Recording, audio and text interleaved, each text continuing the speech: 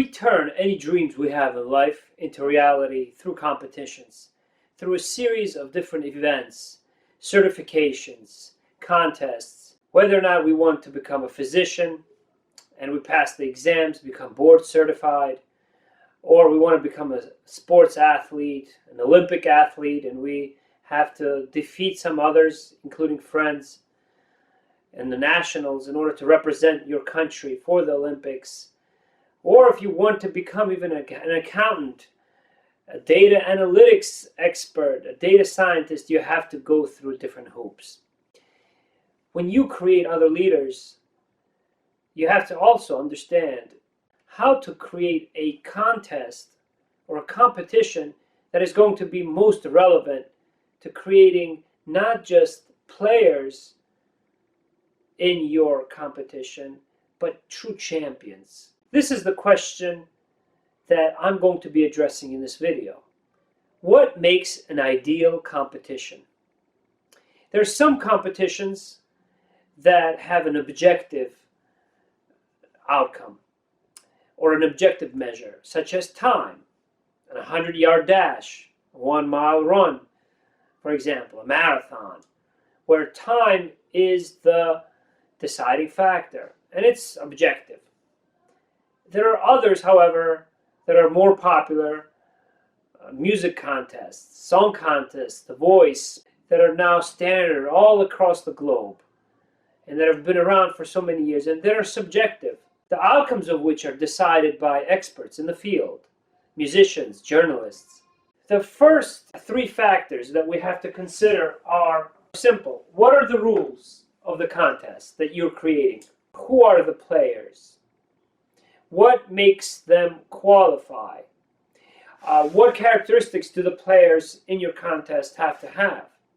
For example, if they have performance-enhancing substances that they use, then they may be at an unfair advantage. They may have an unfair advantage over other competitors. And so you have to adjust for that. In track and field, too many records have been reversed after the fact. Sports athlete receives a gold medal, then they're stripped of it. The kinds of players that you allow to compete in the first place are important to consider. And then finally, who are the judges? They have to be relevant to the field so that the competition ultimately and its outcome is as objective or as fair to as many people as possible. It'll never be fair to all. No competition will be 100% fair and just. But remember, a competition and the outcome of a competition, the result, is only an expression of the best performance, not success. The best performance in that time, in that instant, in that moment. Again, the outcome of every competition, the result of every competition is the expression of the best performer in that instant, in that time. And so every competition, every contest measures performance, not success. And I'll explain why. I'll reference Laszlo Barabashi. He's a network science expert. That's worldly renowned. He was the youngest to be endowed at the Notre Dame, or Notre Dame if you like, University. He's been a Harvard professor. He's at Northeastern currently in faculty. And he wrote the book called The Formula, in which he explains from many, countless examples of sports, musical contests, and others, many different industries, that performance is actually limited. It's limited, and it essentially expresses what someone is good at, what their skills are, what they're talented in. Whereas success has no limits, doesn't have an upper bound. It's unlimited. Success is the recognition or the amount and the magnitude of recognition of your talent by other people. And so even though the record for sales for a book, for example, a book's bestseller, New York Times, may be I don't know, 10 million copies sold in 1 week, you may have someone that shatters that record and sells 20 million a week, even if the performance is just around the same, or the talent of that author versus the other, for example. There's so many different factors that play into the success which we all aspire to. When you design a competition, remember, many winners of competitions never end up selling the most of any product or any album, even when they win that coveted award, Grammy Award or others. It's not a prediction of future success, just winning a gold medal or a championship. And so that's an important distinction for us to make. And when you create any event, any contest, any competition, think about the spectrum of competition and collaboration. There is a threshold. There's a threshold after which the rules may be questioned. When there is too much competition that is applauded, that's stimulated, it really questions the next competition in the same series from happening. When you allow someone with a performance-enhancing substance to win, and when you condone that kind of behavior, you'll have many other people start using steroids, for example, when they run. And instead of collaborating as in a sportsmanlike conduct, you will end up having people who will compete and will resort to other measures. And one of the reasons why I have this diagram here, this simple diagram that I made, is because this is one event, high jump. And there's also the long jump. These events are field events in athletics, in track and field, in which no matter how many performance-enhancing substances you'll take, that will not confer an advantage over other competitors. And so high jump is an example of a competition or a contest that is objective, that is as fair as you can get. Now I'm going to shift fields and industries a little bit. And I'm going to talk about the music industry. Sanremo Festival is an Italian festival that's worldly renowned, with which I grew up when I was a child. I was growing up in the Republic of Georgia, Tbilisi, where it was very popular across all of Eastern Europe and Europe in general. Sanremo Festival has a distinct character in terms of its rules and its traditions over time. So we're going to just make a comparison to the Grammy Awards. Grammy Awards, which many of us know, is very well known. It's accepted. It's just it's an awards. It's a competition that everyone aspires to have a chance to be a participant in, at least a laureate or a nominee. But the Grammy Awards are essentially an awards ceremony that recognize some of the best musicians from the previous year, in which the judges are the experts, music experts, musicians in a very elite musical community, if you will. And so when you think about the rules of the Grammys do not involve the public. The public doesn't vote. Journalists really do not vote. There are three different factors that impact the outcome of any competition, and that are true for any industry, for medicine, for sports, for any test, the educational system. When you teach new physicians, for example, and you choose the different kinds of format by which to test them, you have to think, how valid are the results? So how valid is a Grammy Award winner, or how valid is a multiple choice test for a medical school student? Well, it turns out it is not as valid as it is reliable, because it can predict that the next time the same physician takes a multiple choice test, their answers are generally going to be the same regarding that topic. So reliability may be different than validity. Validity measures whether or not you are testing what you intend to test. And with multiple choice questions, the general adult learning principles tell us that the validity may be lower than in other tests, other formats. Whereas a workplace assessment or a video test, virtual test conducted over video, where someone is asked to demonstrate something hands-on, has a higher validity. In the Sanremo Festival, musicians are measured in real time, live. They're asked to sing a song that's original, that has never been published before, never been heard, have a live orchestra to accompany them, and they cannot lip sync by no means. So there's no lip syncing allowed. They have to sing live with a microphone. And they sing the same song on multiple nights. In fact, the rules of the Sanremo Festival require for the songs to be heard on 5 different nights, 4 of which are the original song, and 1 other night where every musician, every singer has the choice of any cover song of someone else, any famous song, or any duet.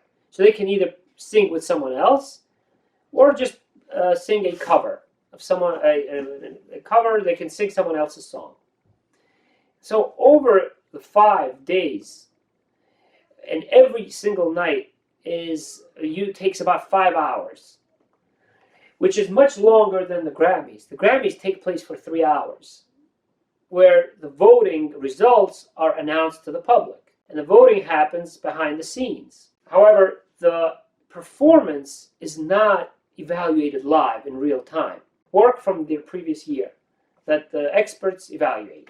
It can be a record of the year. There are many different categories: song of the year, album of the year, lyrics, duet of the year. Whereas Sanremo Festival just has one category, and that category is the song. So you hear the same song sung by the same musician on many different nights. So you can determine how valid and how reliable each one of those formats are. I'm not here to make the judgment, but I'm here to tell you that when you have a performance that's evaluated live in real time, you have an involvement and engagement from the audience as well, from the participant.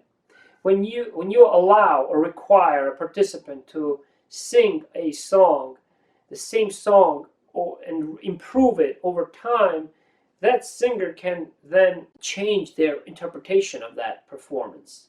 So you're giving a chance, and you're making your evaluation not based on an image or a perception in one song in one time, but you allow a continuous revision of that performance. You get to know the singer and the song more in this format than in the Grammys.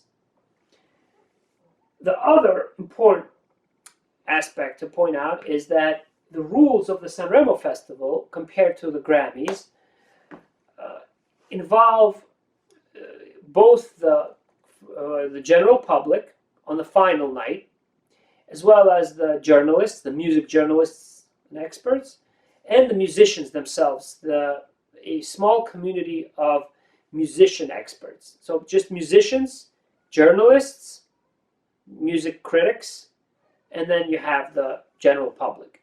And the final scores are tabulated after the conclusion of every night. After the first night, for example, it's the music critics. The second night, it's the musicians, the musical community. Then you have the third night, where it's the general public. Each one of those audiences, or those judges, have 1/3 of the weight towards the final score.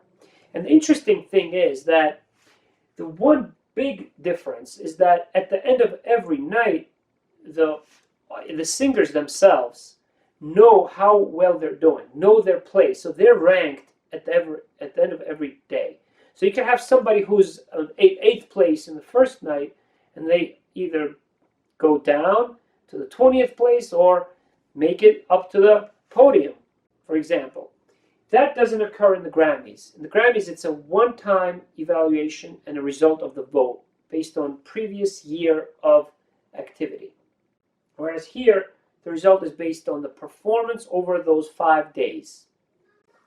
And then finally, third final outcome to consider when you're creating a contest, an event, a metric, a KPI, is how likely is it to change behavior? What is it likely to change? So as a result of someone winning, for example, Tiger Woods, when he won the golf championship, his first major, at a young age, he became a role model to many other young golfers, or even those others who may have never even considered golf to begin with. Many different people from his community, a more diverse community, to whom golf all of a sudden became more attractive. Compared to Ben Johnson in the 1988 Seoul Olympics. Here you had this stocky guy from Canada who had been posting some amazing times, world record times, beating the favorite, and then all of a sudden he was stripped of the medal in the 100-meter dash, where a lot of controversy ensued. So who you award and how you award them often determines the future behavior of that athlete and of others in that same category. And so that third outcome is incredibly important, where validity is, are you measuring what you intend to measure? Reliability is, will you receive the same result every time you measure it this way? And then the third one is, what is it that you are changing as a result of your contest? With the Grammy Award winners, you have a lot more popularity for that singer. But if you are not taking into account the rules, the players, if you're not really nominating all the best players using a process that's robust, then you may be leaving out some great performers. There are many people who never win awards, who yet become extremely successful and very well recognized. Although the award itself increases the potential for success, it doesn't guarantee success. It expresses performance. It expresses high performance over time. When you're able to design a contest or competition in the most objective way, then you're much more likely to increase the relevance and the importance of that contest, where that contest stays for many generations to come, because it's deemed important and valuable to people. It's deemed valid, reliable, and it's considered groundbreaking or transformational in terms of behavior. That's my analysis of what makes an ideal contest. I'll finish with a quote from Dr. Ian Lang, who said in 1991 that teaching without testing is like cooking without tasting, or reading without writing. So you have to test. You have to constantly test yourself, your teams, your industry, your community. There are different ways to create contests. Competitions are one of the ways to make dreams into your reality. I hope you like this video. Let me know how you design your competitions, your metrics, your KPIs. Leave me a comment.